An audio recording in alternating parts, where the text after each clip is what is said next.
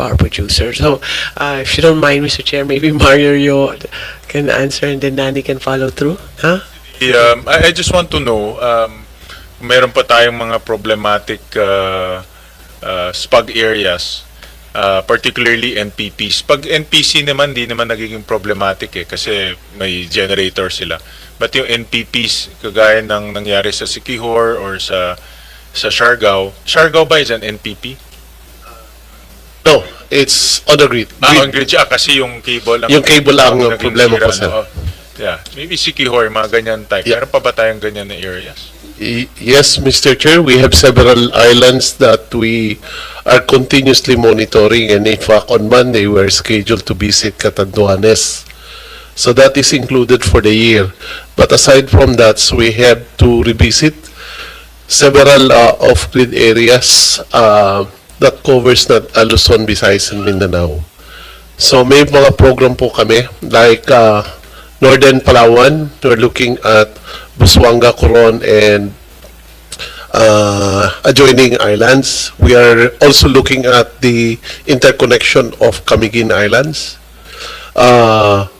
Masbate, but Masbate is under rehabilitation at this time, so we are recognizing that the rehabilitation will improve the system already in Masbate.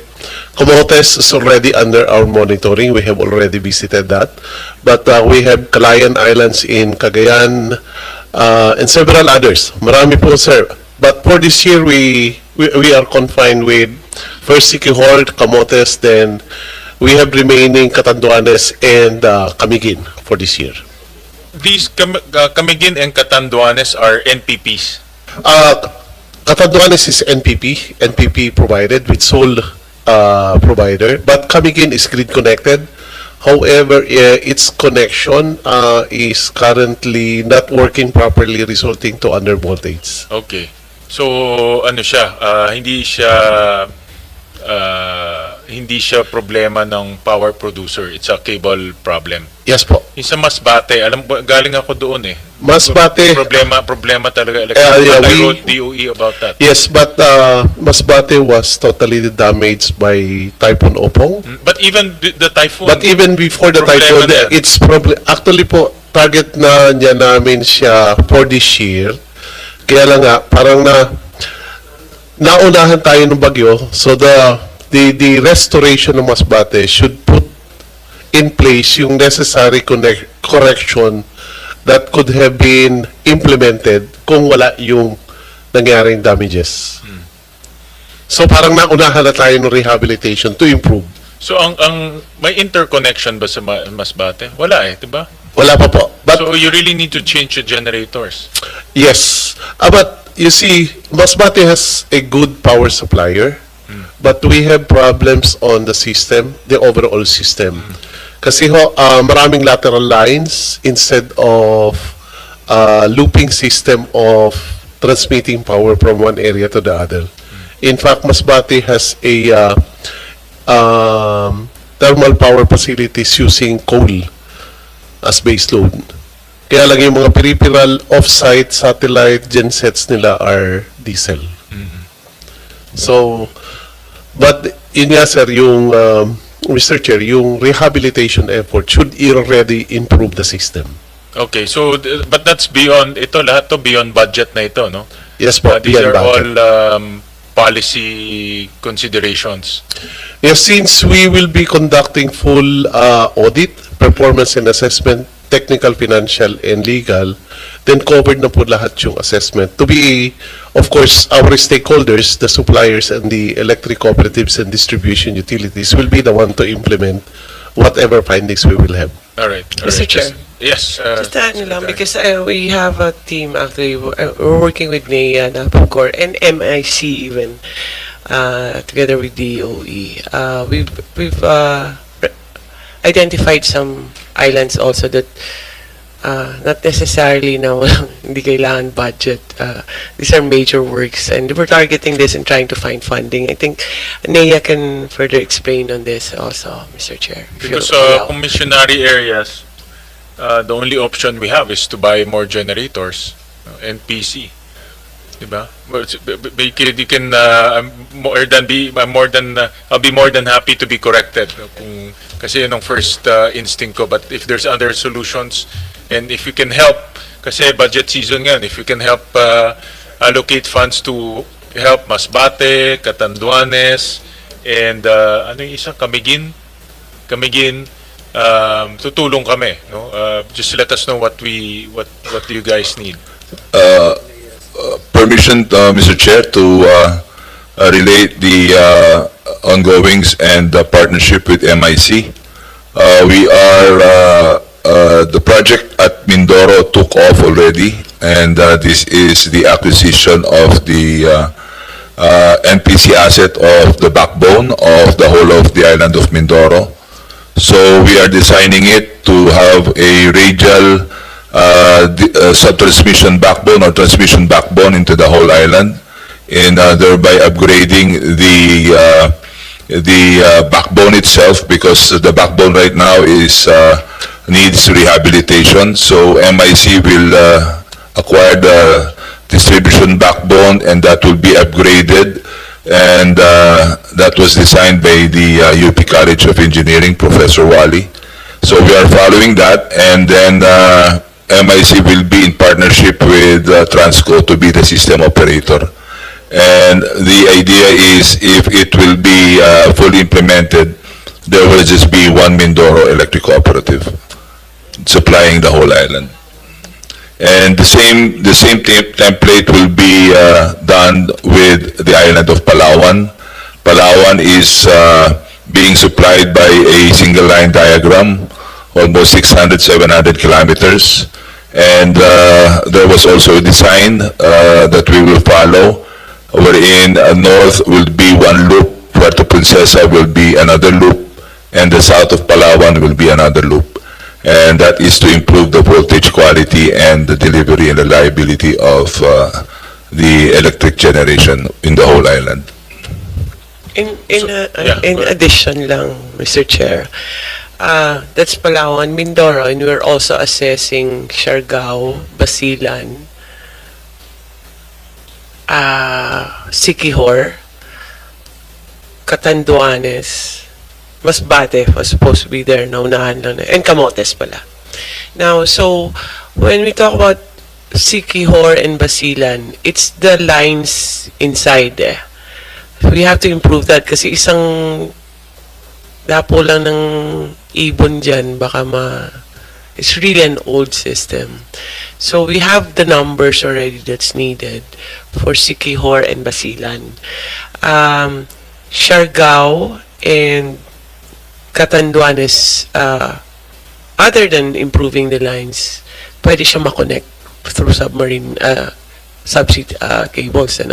So those are things that we are already assessing. Is the funding that's tricky. That's why we're trying to bring in MIC in some of the projects. But in some, we might find funding from NEA and other sources that we can find. But iba talaga mahuhuli sila dahil kulang talaga yung budget. Because just by, as an example, Siargao, I think, was that a connection? Mga 800 million. Just to connect Siargao to the mainland, it's already 800 million, Mr. Chair. So we're trying to, through loans or through other fundings or through GAA, that's what we're trying to figure out with these islands. Because these islands are potential tourist areas, Mr. Chair. Example, Camotes tourist area yan. Of course, Basilan is a thriving province, and then you have Siargao, Siquijor, these are tourism. Most of these are very important tourism areas. No? We have assessed already Basilan, Siargao. Ano pa bang mga napunta niyo? So the funding will come from MIC, Maharlika. Only with regard to Mindoro and Palawan, Mr. Chair. In Siargao, the circumstance is that last December, nagkaroon ng glitch yung submarine cable nila. So we are now trying to put an N-1, no? So NEA loaned in the tune of 840 million to Siargao to do an N-1. So mahirap, baka biglang bumigay. I mean, dugtong na lang kasi siya, Mr. Chair. So, it was apparent that Congressman Dagook really would put an N-1 submarine cable connecting the three islands. And the same thing with Basilan, kahit na magdagdag kami ng generation, if we will not put a rehabilitation or do a rehabilitation of the distribution backbone, the whole island will still suffer a poor quality of electricity. And that is what we're doing right now. We did a study. It's in the tune of 400 to 500 million. I already started pouring in 100 million before the end of this year, and we'll just be doing it in phaseology. Although generation NPP, there's a pending CSP that is being conducted, and the new NPP will come in. So, I heard earlier, Administrator, that ang Maharlika papasok sa ganitong mga projects? Yes, Mr. Chair. Specifically transmission projects? Yes, sub-transmission. Actually, 2 years ago, Mr. Joel Consing visited in my office, and they want to put money into the power energy industry. So these are the things that were suggested to MIC. We developed it, and now we are implementing it in Mindoro already. What will be the arrangement? Obviously, they will be the funders, but who will own the asset? They will be the asset owners. They will be the asset And they will be actually bundling with the franchise of Transco to be, for Transco to do the system operation so they can recover from the investment of the assets. Mostly this will be in the SPUG areas. SPUG areas, sir. Mostly in the SPUG areas. Yes, sir. But these are not small SPUG areas like Palawan. Well, Mindoro and Palawan, I believe, consume 60% of the UCME, consumes correct, 60% of the UCME. So, hopefully, with the rehabilitation and upgrading of the distribution backbone, a lot of renewables can be accommodated. And the same is true with Palawan. Sila na rin dapat mag-fund nung hybrid. Kabit na nila doon, hybrid system, para mapababa yung UCME. Hindi pa namin napag-uusapan, Mr. Chair, but they are just limiting themselves into the transmission assets. Okay. All right. Well, I'm inquiring because I know that marami mga problematic areas and it's the budget season, so if the Senate can intervene in allocating some portions to improve the electricity situation in those areas, now is the time. No? And I know that NPC, hindi lang ba NPC ito? Kasi typically pag SPUG, NPC ang kausap eh. So it will be a multi-agency approach. Multi-agency coordination already, Okay, just Mr. let Chair. us know how we can help. Because, Mr. Chair, we more or less we've identified where MIC should come in, and some other parts maybe private can come in as whether it's a PPP or a solicited proposal from them. But there are other parts talaga na we need government support, especially Siargao and Basilan, I would say, right now. So we'll just prepare the papers, the documents, and we can send it to your office. Let us know, lalo na Siargao kasi yung tourism areas yan eh. So kung walang kuryente, kawawa yung mga hotels. Hindi naman rin sila pwede mag-generator all the time. Lulugi sila. That was what happened, Mr. Chair, last time. They suffered 13 days of no electricity. Magpapasko pa naman. So, Kung generator sila, ang cost nila pagbili is 26 pesos per kilowatt hour. No? or more. Oo. So, hindi magsusurvive yung negosyo nila pag That's ganyan. true. No? So, kailangan talaga nila ng electricity. Yeah. Just let us know how we can intervene and support. And then my last question to NPC, nakita ko this is about missionary electrification. In 2023, the utilization rate is 72%. Then in 2024, bumaba siya to 55%. And how are we doing in what seems to be the problem with missionary electrification? This is one of your core mandates. And I saw in your presentation earlier that meron pang 450,000 na mga households na in the missionary areas na hindi pa electrified. So have you improved the utilization rate?